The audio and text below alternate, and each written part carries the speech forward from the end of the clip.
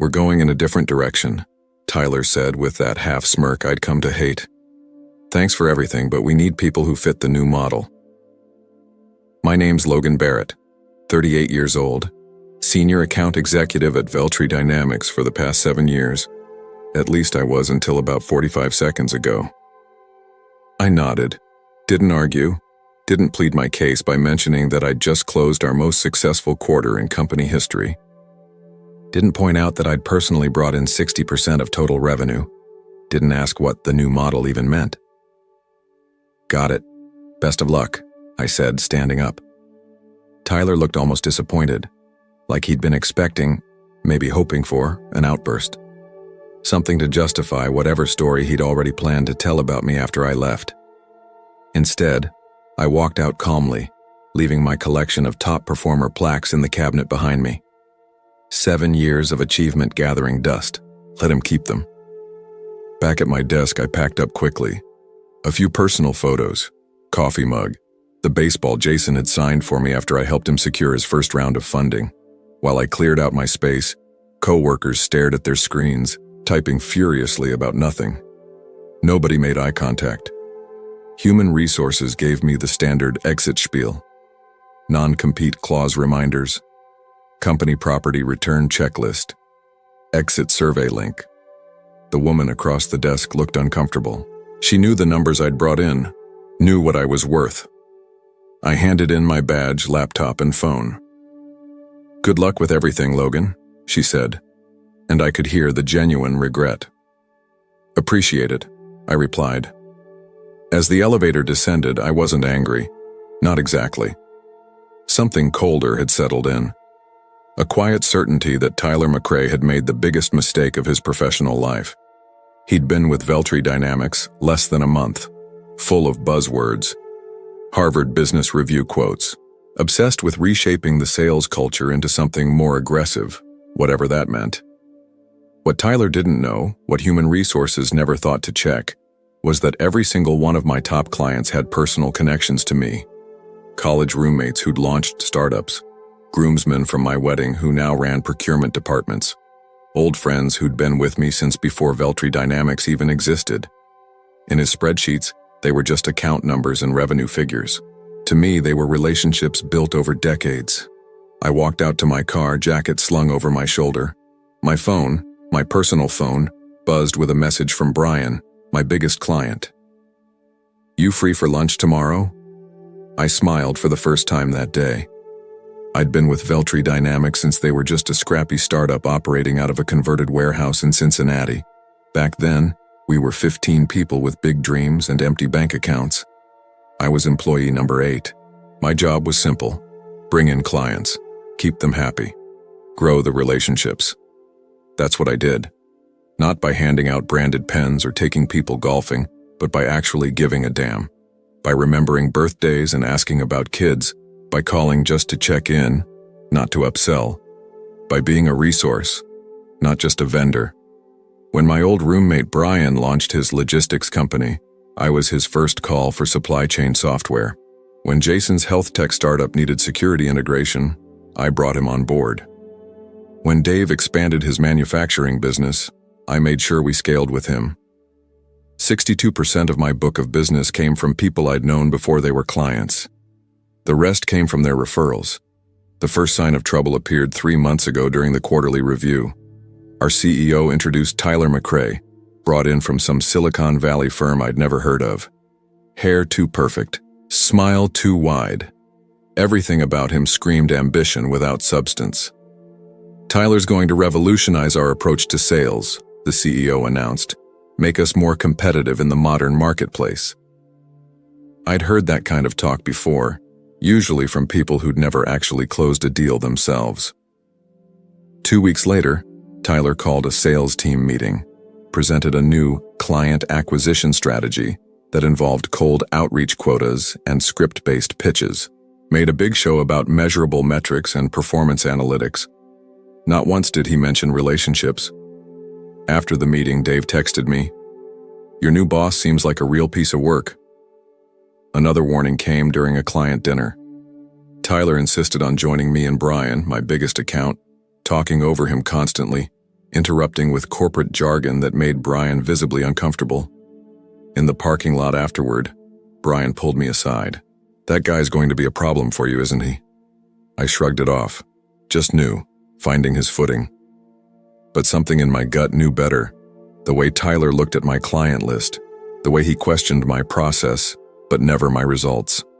When he started scheduling one-on-ones with junior sales reps without including me, I should have seen it coming. The signs were all there. I just didn't want to believe someone would be foolish enough to burn down what took years to build. I didn't call anyone after getting fired, didn't have to. By 7 p.m. that evening, my phone wouldn't stop buzzing. First was Brian. "Just got an email introducing my new account manager. What's going on?" Then Jason. "Some kid just called me, said he's taking over my account. You okay?" Dave. "Your replacement just called. Sounded about 12. You changing roles?" One by one, my phone lit up with similar messages. 18 clients, every major account I managed, all reaching out within hours. Not because Veltri Dynamics had contacted them, but because they wanted to hear from me first. I sat on my back deck, bourbon in hand, watching the Cincinnati skyline as dusk settled over the city. The anger I'd expected never showed up. Instead, a cold clarity washed over me. Tyler had made a fundamental mistake. He'd looked at spreadsheets instead of people, seen revenue instead of relationships, calculated my worth based on what he thought I did, not understanding what I'd built. My phone rang again. This time it was Allison from Travella Freight, a client I'd landed 3 years ago. "Logan? What the hell is happening? I just got the strangest call from some guy saying he's my new contact." "They let me go this morning," I said simply. Silence on the line. "Are you serious? After the quarter you just had?" "New VP has a different vision." "Well, his vision better include finding a new logistics partner, because I'm not working with whoever this new person is. Did they even look at how much business you bring in?" "Apparently not enough. I'm calling Jennifer right now." Jennifer was our CEO. "This is ridiculous." "I appreciate that, but don't put yourself in an awkward position." "Logan, you've bailed us out of technical emergencies at midnight. You came to my dad's funeral. This isn't business, it's personal." After Allison, I took 5 more similar calls. By 10 p.m., I turned my phone off. Needed to think. I wasn't going to actively sabotage Veltri Dynamics, that wasn't my style. But I also wasn't going to protect them from the consequences of their own bad decisions. In the morning, I woke up to an email from Jessica Lewis, VP of Sales at Hailstorm Brewing, Veltri's main competitor. We'd met at industry conferences over the years, always been cordial. "Heard what happened. Unbelievable. Let's grab coffee this week?" I didn't have to wonder how she'd heard. News travels fast in our industry. As I showered and dressed that morning, something shifted inside me. The loyalty I'd felt toward Veltri Dynamics, the company I'd helped build, evaporated completely. They hadn't just fired an employee. They'd severed relationships they didn't even know existed. I texted Jessica back. "Coffee sounds good. Tomorrow at 9? Her response came immediately. "Perfect. I have some ideas I think you'll like." For the first time since walking out of Tyler's office, I smiled. Not out of spite, but because I finally understood my true value. And so would Veltri Dynamics. Soon enough. The coffee shop Jessica suggested was clear across town from the Veltri Dynamics office. Smart move.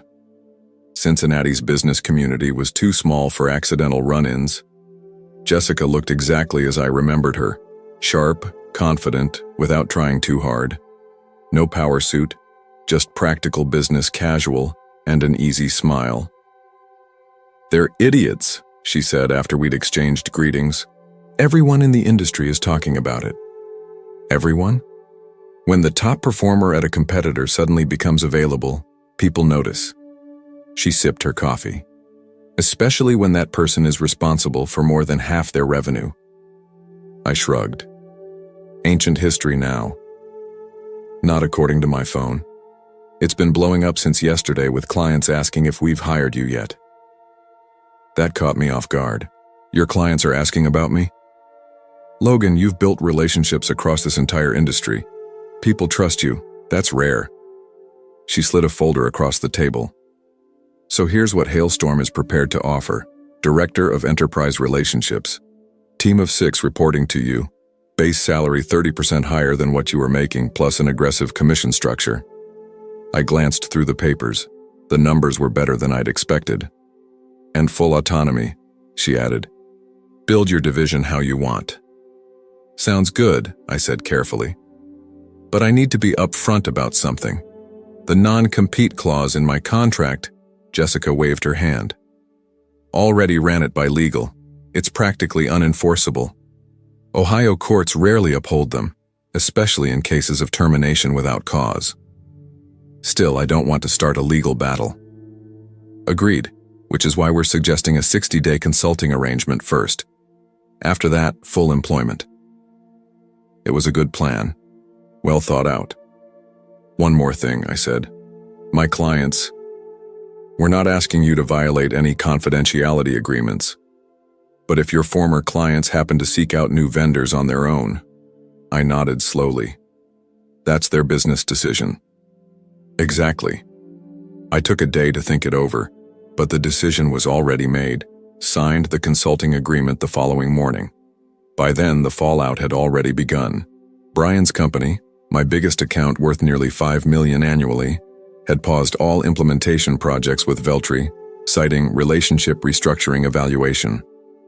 Corporate speak for, we're not happy.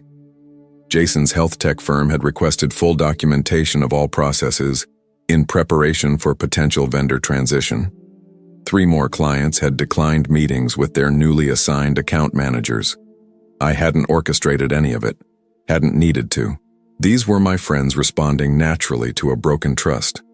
That afternoon, my phone rang with an unfamiliar number. I almost didn't answer. Logan Barrett. Logan, it's Jennifer Murray.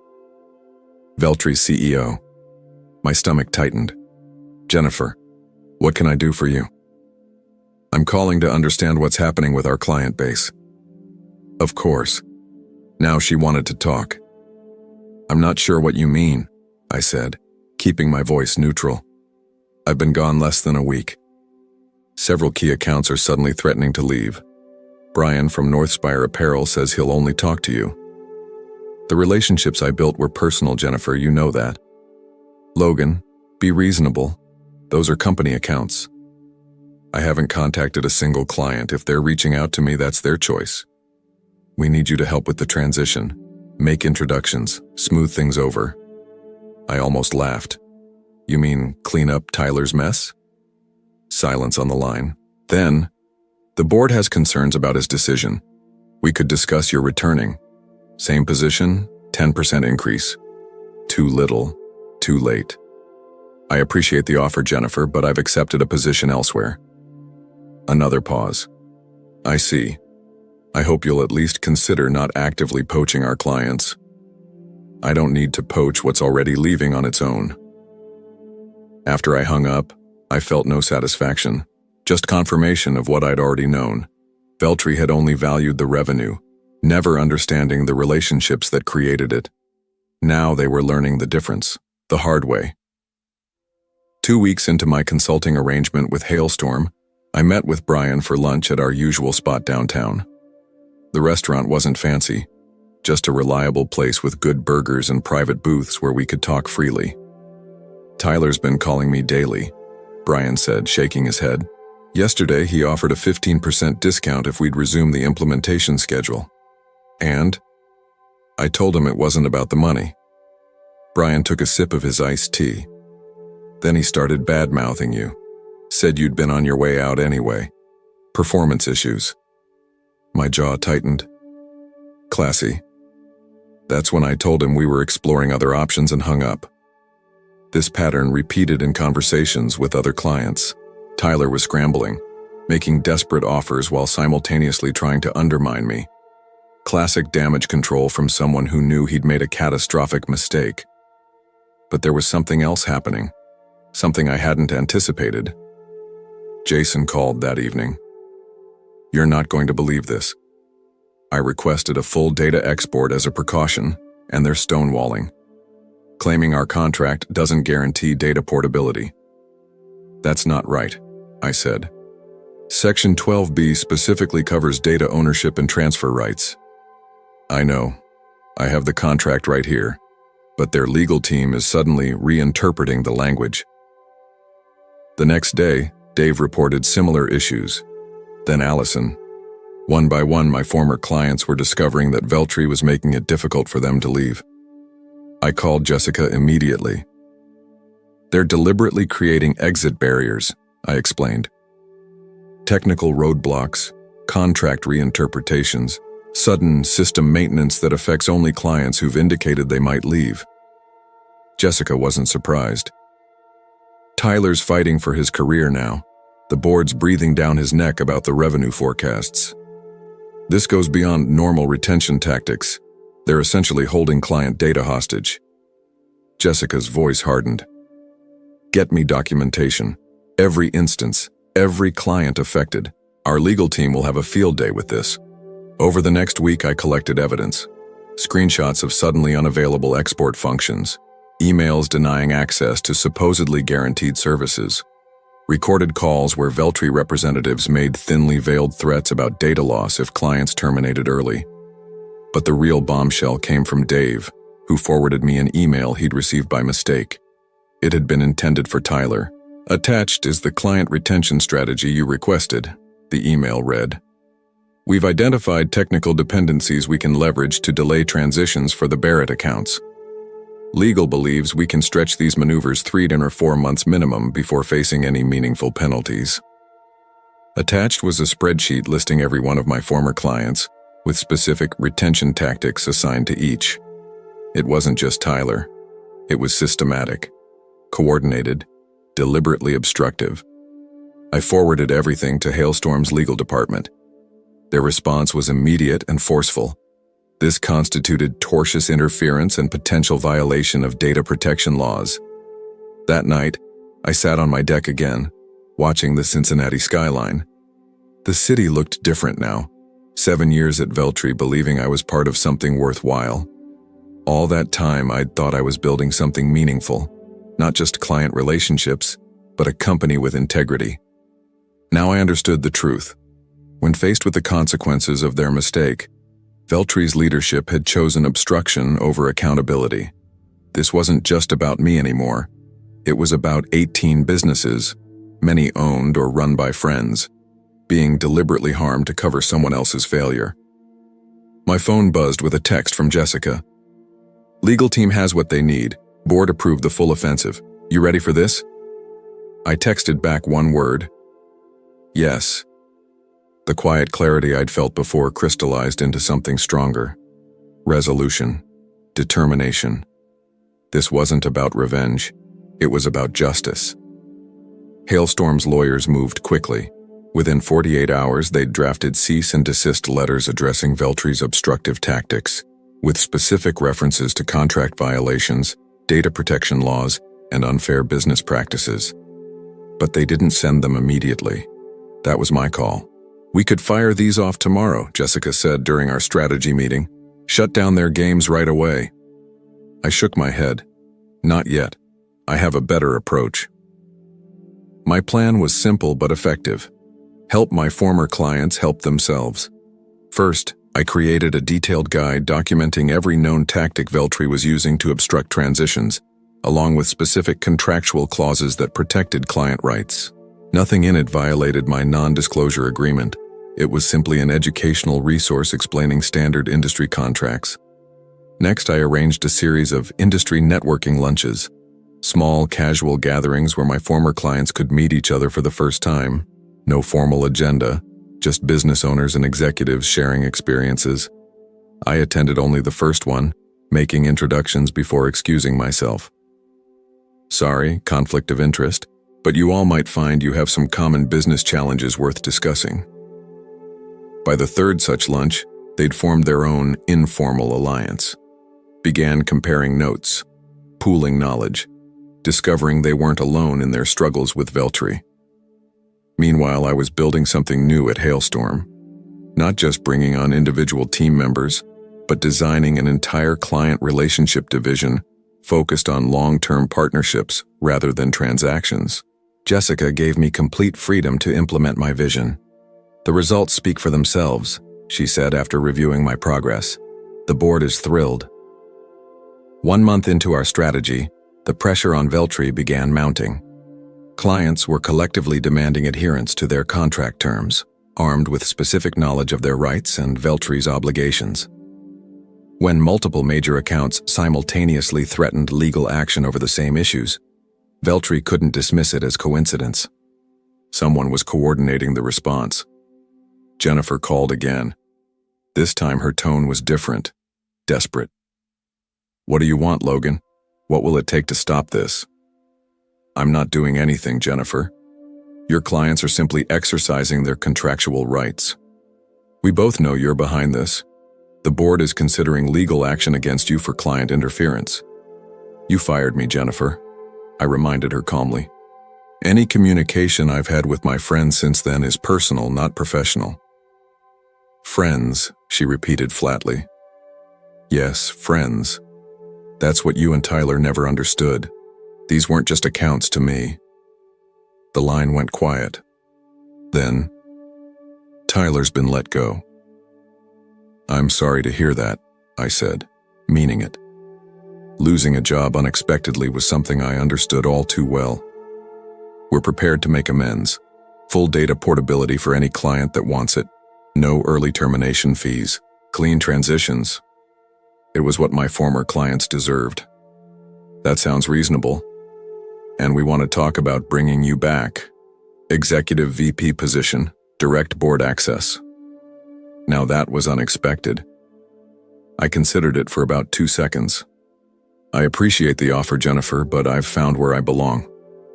After we hung up, I contacted Brian and the others, not to relay the conversation, but to give them a heads up. "You might find Veltri more cooperative going forward." Within days, Veltri announced an enhanced client transition program, offering exactly what Jennifer had described. They framed it as a proactive customer service initiative.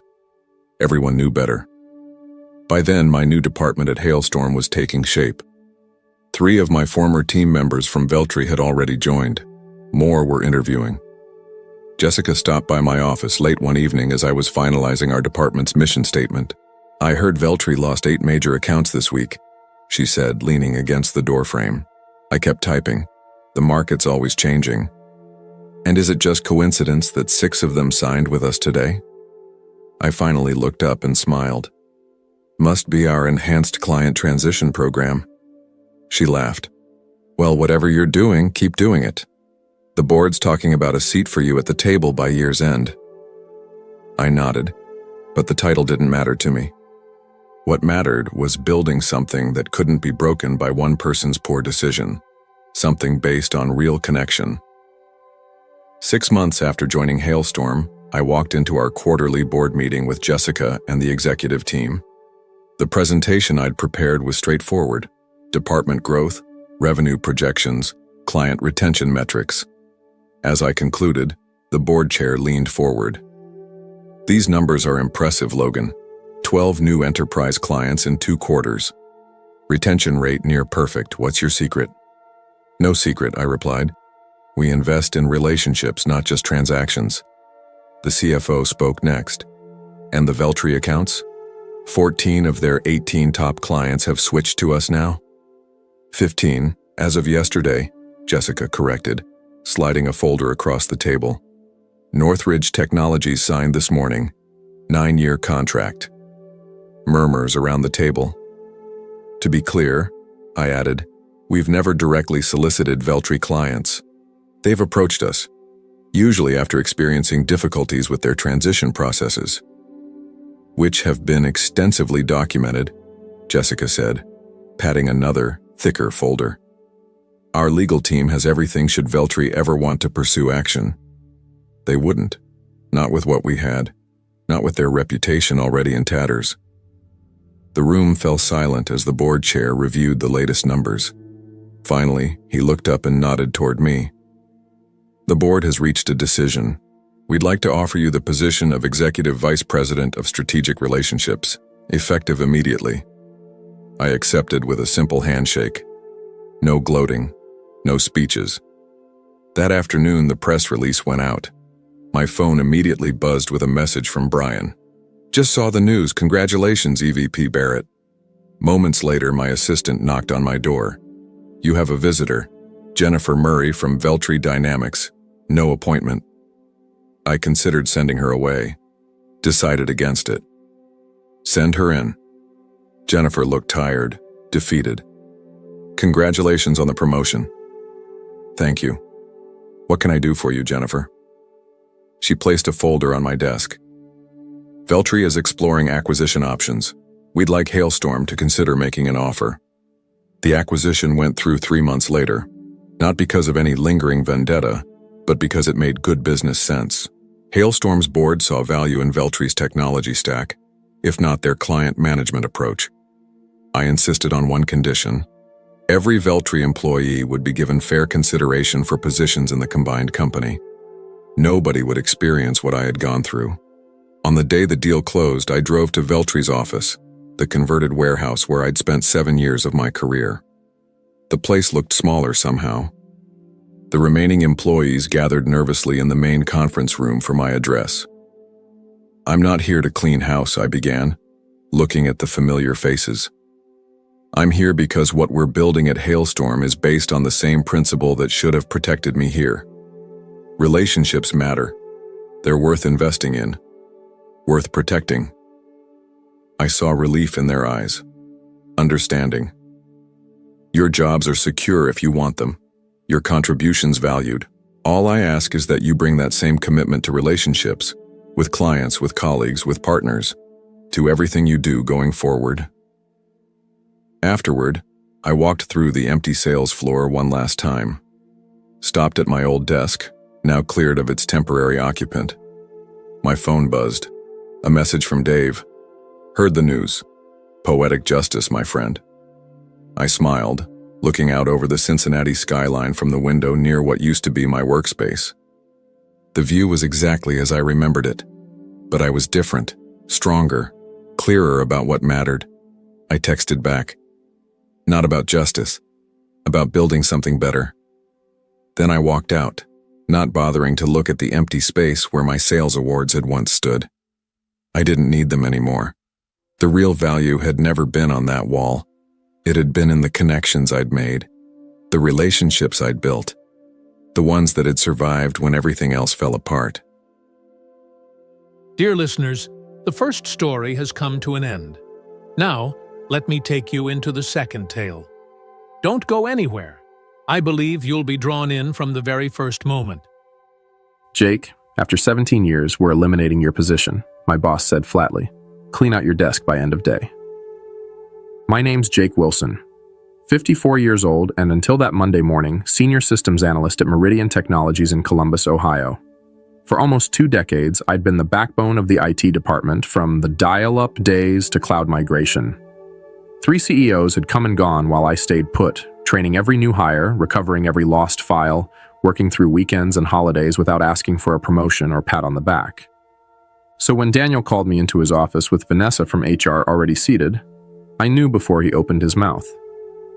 The air had changed weeks ago. I understand completely, I said, nodding once. I walked out without another word. No anger, no pleading, just quiet acknowledgement. Back at my desk, I watched younger employees glance my way, then quickly looked down at their screens. News travels fast. Most of them were coders I'd trained myself. Good kids, but they had no idea what was actually built into our systems or how the older architecture worked. None of them could navigate the custom software I'd written or the admin credentials buried 3 layers deep in every system. I began packing my personal items methodically. Family photo, coffee mug my son made in high school, the small cactus that somehow survived 17 years under fluorescent lighting.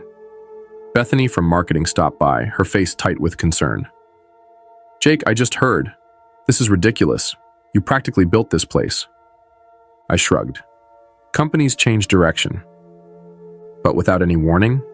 After everything you've done? Her voice was rising, drawing attention. "It's fine," I said quietly. Really, it wasn't fine, but I wasn't going to make a scene. As I was leaving, Daniel stepped out of his office to watch me go. No goodbye, no handshake, just surveillance to make sure I actually left. What none of them had bothered to pay attention to over the years was that I had become the most critical person in the entire building. Not because I was exceptional, but because I was thorough. I documented everything. Set up secure audit protocols years ago to track unauthorized access, by request of the legal team during a past scandal. I also had copies. In my car, I sat for a moment, looking back at the 12-story building where I'd spent most of my adult life. The security badge I'd just surrendered had been renewed 16 times. I started the engine and drove home. They had no idea Wednesday would be fun. I'd been with Meridian since it was just 2 floors in a business park. Started when my daughter Olivia was in kindergarten. Now she was finishing grad school. The company grew, and I grew with it. Turned down offers from competitors because loyalty mattered to me. My wife Andrea used to joke that the servers were my second family. She wasn't entirely wrong. I knew every system, every workaround, every backdoor solution to problems the executives didn't even know existed. The infrastructure I'd built had survived 3 acquisitions and countless innovations that management embraced, then abandoned months later. Daniel became my boss 5 years ago. Young MBA type who called our department IT resources instead of people. He had ideas about streamlining, efficiency, digital transformation, buzzwords that usually meant doing more with less. At first, I tried to help him understand our systems, the complexity buried under years of growth and adaptation. "We need to future-proof," he'd say in meetings, looking right past me. 6 months ago, he brought in a consultant named Jason Phillips. Expensive suit, firm handshake, Stanford degree displayed prominently on his LinkedIn profile. They'd huddle in conference rooms, speaking quietly whenever I walked by. 3 months ago, I noticed my access permissions being quietly modified. Nothing obvious, just small changes to administrative controls. I could have protested, but instead I watched. Documented. "You seem distracted lately," Andrea said one night as we sat on the porch. "Is everything okay at work?" I nodded, sipping my beer. "Just changes. Nothing I haven't seen before." But these changes felt different. I was being sidelined in meetings. Emails about system upgrades stopped including me. Younger team members were assigned to projects I would normally handle. Then I found it, a company-wide memo about modernization initiatives that had never been shared with me. It outlined a complete restructuring of the IT department under new leadership, Jason Phillips. My position wasn't even on the organizational chart. That same day, I discovered something else. While running a routine security scan, one of those background tasks no one else bothered with anymore, I noticed unusual patterns in our financial software. Regular transfers to a vendor I didn't recognize. Apex Solutions Group. A quick search showed it was registered just last year with a business address that led to a UPS store. The authorized payments had started small but were growing each month. I didn't say anything, just noted it, copied the records, and continued watching. Sometimes the quiet man in the corner sees everything precisely because everyone thinks he sees nothing. The morning after I was let go, I sat in my home office staring at my personal laptop. No alarm had woken me. No commute waited. Just silence and the weight of what had happened. Andrea brought me coffee, placing it beside me without a word. After 19 years of marriage, she knew when I needed space. "I'm going to the store," she said eventually. "Need anything?" I shook my head. After she left, I unlocked the bottom drawer of my desk and pulled out a flash drive, one of several I kept secure. Company policy strictly prohibited removing data, but years ago, when the legal team needed an audit system for tracking potential insider threats, I'd been clear about needing off-site backups. They'd signed off on it, then promptly forgotten. I plugged it in and began reviewing the files. Internal emails, meeting minutes I shouldn't have had access to, financial records that normal employees would never see. There it was, a full history of payments to Apex Solutions Group, nearly $1.8 million over 18 months. The approval chain led directly to our CFO, Brian Wilcox. I dug deeper, cross-referencing dates and figures until the pattern emerged. The payments aligned perfectly with a series of software license renewals for systems we used company-wide. But the amounts were inflated. sometimes by 15%, sometimes by 20%.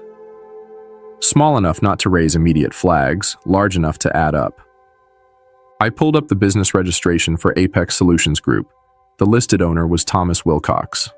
A quick social media search confirmed what I suspected: Brian's brother-in-law.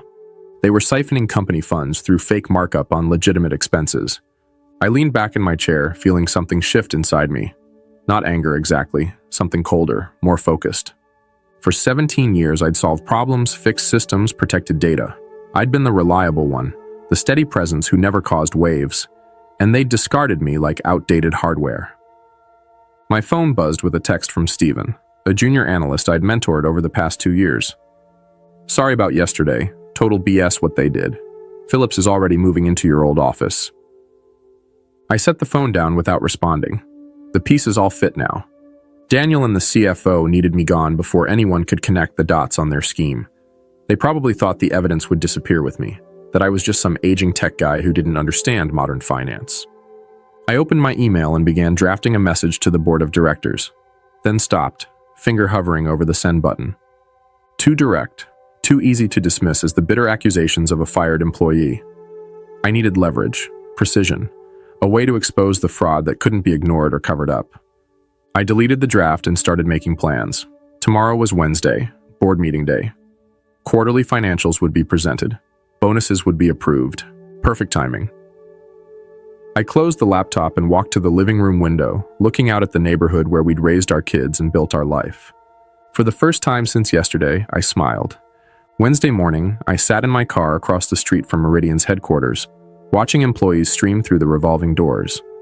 In the passenger seat was my laptop, logged into an email account I'd created years ago for security testing, one that appeared to come from an internal company domain but wasn't tracked in the main directory. At exactly 9:15 a.m., I sent my first move, an email to Daniel with the subject line, "Financial irregularities, urgent review needed," and a basic summary of what I'd found regarding the Apex payments. I included just enough detail to be credible, but kept the brother-in-law connection out of it. If Daniel was involved, he'd panic. If he wasn't, he'd investigate. Either way, I'd learn something. By 9:45, my phone rang. Daniel's number. I let it go to voicemail. His message was terse. "Jake, we need to discuss your email immediately. Call me back." I didn't. Instead, I drove to a coffee shop, set up my laptop, and waited. At 10:30, another email appeared, this one from Vanessa in HR. "Mr. Wilson, we've received concerning communication from you that potentially violates your separation agreement. Please cease all contact with Meridian employees and remember your confidentiality obligations. Any further communications may result in legal action." So that's how they were playing it. Threaten, dismiss, isolate. I hadn't signed any separation agreement. At noon, I drove to my bank and accessed my safe deposit box. Inside was another backup, older, but with critical information I hadn't included on my regular drives. Among the files were original security protocols I'd designed, including documentation of who had access to what systems and when changes were made. According to these records, Brian Wilcox had personally requested expanded access to the financial approval systems 18 months ago, right when the Apex payments began. Back home, I found 3 more missed calls: Daniel, Vanessa, and now Jason Phillips. I hadn't expected him to get involved so quickly. Interesting. I checked my personal email to find a message from Steven, marked urgent. "Jake, they're saying you sent some crazy email about financial fraud. Phillips called an emergency meeting. Everyone's talking. They're pulling your access to everything, even historical stuff we need to do our jobs. What's going on?" Poor kid, caught in the crossfire. I sent a brief reply. "Don't get involved, Steven. Just watch." At 3 p.m., my home phone rang, a number I hadn't used for business in years. I picked up but said nothing. "Jake?" "It's Brian Wilcox." His voice was steady, controlled. "We should talk about your concerns. I think there's been a misunderstanding." "Is that what you call it?" I asked. "Look, transition periods are always difficult. If you have questions about company finances, there are proper channels." "Like the board?" I interrupted. Silence then. "The board doesn't need to be bothered with operational details." "Why don't we meet tomorrow, just you and me? We can clear this up." Sorry, I'm busy tomorrow, I said. Besides, I think the board might actually be very interested in Apex Solutions Group and your brother-in-law. The sharp intake of breath told me everything. You're making a serious mistake, he said finally. We can make this right. Generous severance, references, whatever you need. Goodbye, Brian, I said and hung up. Within 10 minutes, Vanessa emailed again. Suddenly, my severance package had doubled with an attached agreement requiring my complete confidentiality regarding all company matters. They were scrambling now, but they still thought they were dealing with a simple extortion attempt. They had no idea what was coming. Thursday morning brought clarity and confirmation. I'd spent the night combing through years of data, connecting dots I'd previously overlooked. The Apex scheme wasn't Brian's first creative accounting project. 3 years ago, shortly after he became CFO, another pattern emerged. Consulting fees to a firm called Lakeside Business Solutions. Different name, same game. Inflated invoices for services partially or never rendered. I traced the registration for Lakeside. This one led to Patricia Wilcox, Brian's wife. The woman was apparently CEO of a company that had no website, no employees, and a virtual office address. But the bigger revelation came when I dug into email archives. Daniel hadn't just been aware of these arrangements, he'd helped facilitate them. In exchange, his department received budget increases while others faced cuts. He'd been brought in specifically because the previous director had started asking questions about IT expenditures. Even Jason Phillips was connected. His consulting firm had been hired through an unusual process that bypassed normal procurement channels. His real role wasn't modernizing IT, it was eliminating the one person who might notice the financial patterns. Me. The scheme was elegant in its simplicity. Create legitimate-seeming vendors, approve inflated payments, and split the difference. Since actual services were being provided, just at marked-up rates, auditors scanning for completely fraudulent charges would miss it. Over 3 years, they'd diverted nearly $4.3 million. I gathered everything into a comprehensive report, spreadsheets showing the pattern of increases, business registrations linking the companies to Brian's family, email exchanges showing Daniel's knowledge and participation. Then I did something they wouldn't expect. I contacted Robert Chen, a board member I'd worked with years ago during a security implementation. He was semi-retired now, but still attended quarterly meetings. Jake Wilson, he said, answering on the second ring. Long time. Heard you left Meridian. Not by choice, I replied. Robert, I need 15 minutes of your time. It's important. Silence then. This about why Brian and Daniel have been huddled together looking stressed. Board meeting was tense yesterday. Probably, he chuckled. Always figured you knew where the bodies were buried. Where can we meet? An hour later, we sat in a park 3 miles from headquarters. I handed him a sealed envelope containing a printed summary and a flash drive. That's everything, I said. Dates, amounts, connections. I'm not looking for my job back. I'm not looking for money. I just want the right people to know. Robert studied me. Why come to me?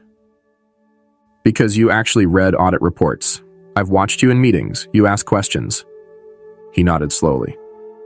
There's an emergency board session tomorrow. Finance committee review. Convenient timing. Jake, he said, pocketing the envelope. If this checks out, there will be serious consequences. I'm counting on it. As I walked back to my car, my phone buzzed with a text from Andrea. Someone named Jason Phillips came by the house looking for you. Said it was urgent. I told him you were out. They were getting desperate. Good. That afternoon, I received job offers from 2 competing firms, both for positions well above my previous role, both offering substantial signing bonuses. Word had gotten around about my sudden availability. I ignored them for now. This wasn't about finding another job. It was about finishing what they had started. That night, using credentials that should have been revoked but weren't, sloppy IT transition, Jason, I accessed the company's email server one last time and scheduled a message to be delivered to every board member at 8 a.m. tomorrow. Before you approve, Q, 2 bonuses, read this. Attached was my full report. Friday morning dawned clear and bright. I sat on my porch with coffee, watching the neighborhood wake up. No alarm clock, no commute, just waiting. At precisely 8 a.m., my scheduled email delivered its payload to the board members. By 8:17, my phone began to ring. Numbers I didn't recognize, likely board members' assistants scrambling to reach me. I let them all go to voicemail. At 9 a.m., the Emergency Finance Committee meeting would begin. Robert Chen would be there with my documentation in hand, watching reactions as my email was discovered and discussed. At 9:32, Stephen texted, "Police are here. Wilcox and Daniel being questioned in conference rooms, Phillips looking sick. What did you do?" I didn't respond. The wheels were turning exactly as I'd anticipated. By 10 a.m., Meridian's general counsel called. Unlike the others, I answered this one. "Mr. Wilson, this is Patricia Graves from Legal. We need you to come in immediately to discuss information you've provided to the board." "I'm available by phone," I replied. "This really requires an in-person discussion." "No, it doesn't," I interrupted calmly. "Everything I know is in that report. Everything I have is already backed up in multiple secure locations. If anything happens to me or my family, additional copies go to the SEC, IRS, and 3 news outlets." Silence. "Mr. Wilson," she finally said, her voice carefully measured, "the board is taking this extremely seriously. They've already placed several executives on administrative leave pending investigation. They would appreciate your cooperation." "I've cooperated fully by providing complete documentation. My part is done." After she hung up, I drove to a diner 20 miles outside Columbus. No sense being easily found today. Over lunch, news began breaking on local business sites. Meridian Technologies executives under investigation for financial irregularities. No names yet, but that would come. At 2 p.m., Robert Chen called. "It's a bloodbath," he said without preamble. "Brian confessed once we confronted him with your evidence, trying to cut a deal, blaming Daniel for pressuring him. Daniel's denying everything." "And Phillips?" "Claims he was just a consultant who had no knowledge of financial matters. Board isn't buying it. We've suspended all 3 pending further investigation." "The money?"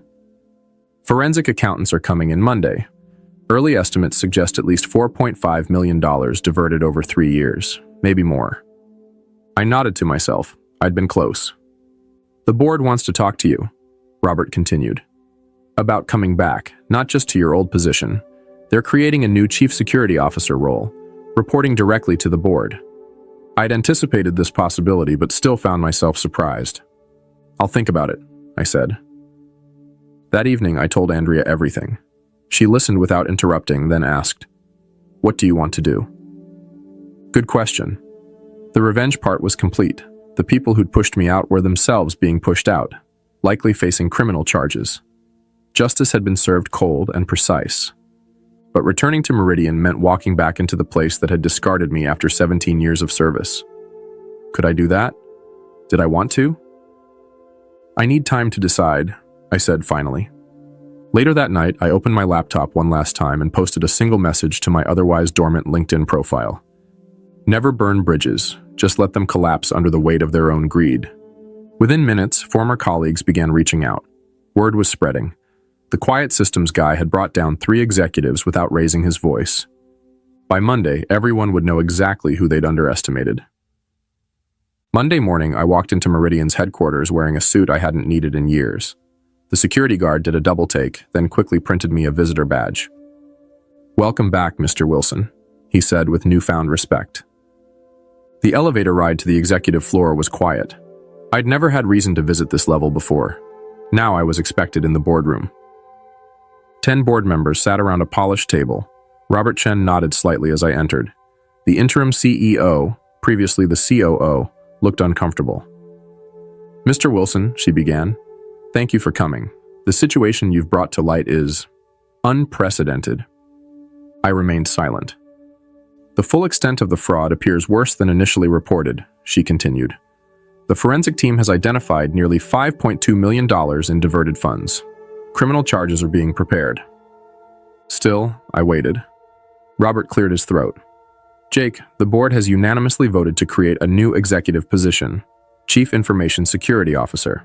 Full executive privileges, reporting structure directly to the board. We'd like to offer you the role." I set my folder on the table. "Inside you'll find my conditions," I said. "Non-negotiable." The CEO opened it, scanning quickly. Her eyebrows rose. Full audit authority across all departments, independent budget, veto power on financial technology decisions. I nodded once. This is unusual, she said. So was embezzling $5.2 million, I replied. That happened because no one was watching. Now someone will be. The room fell silent. You have until noon, I said, standing. I have other offers. As I turned to leave, Robert asked, Did you plan this all along, Jake? I paused at the door. I didn't plan to be fired after 17 years. Everything after that was just me doing what I've always done, identifying system vulnerabilities and implementing appropriate security measures. At 11:47, they called. They'd accepted every condition. 6 months later, I sat in my new corner office reviewing security protocols for the upcoming quarter.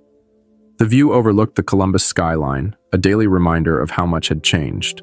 Brian Wilcox had pled guilty to multiple fraud charges. In exchange for cooperation, he'd receive a reduced sentence, still significant. Daniel was fighting the charges, insisting he was unaware of the scheme despite the evidence. Jason Phillips had fled to Brazil but was being extradited. The money had been recovered, most of it anyway. Enough that the company avoided serious financial damage. My former team now reported to me, though I'd promoted Steven to run day-to-day operations. The kid had potential, just needed someone to see it. A knock at my door drew my attention. Andrea stood there, smiling. Ready for lunch? She asked. I nodded, grabbing my jacket. As we walked through the IT department, conversations quieted briefly. Not from fear, but respect. These people knew what had happened, knew I could have destroyed the company instead of saving it. In the elevator, Andrea squeezed my hand. Happy? I considered the question. The anger that had driven me those first few days after being fired had faded. What remained wasn't exactly happiness, more like satisfaction, completion. I'm good, I said. Outside, the October sun warmed our faces as we walked to a nearby restaurant. My phone buzzed with a message from Robert Chen. Board approved your security budget increase. Unanimous vote. I smiled slightly. No arguments, no questions, just trust. Andrea noticed my expression. What is it? Nothing, I said, sliding the phone back into my pocket. Just thinking about bridges.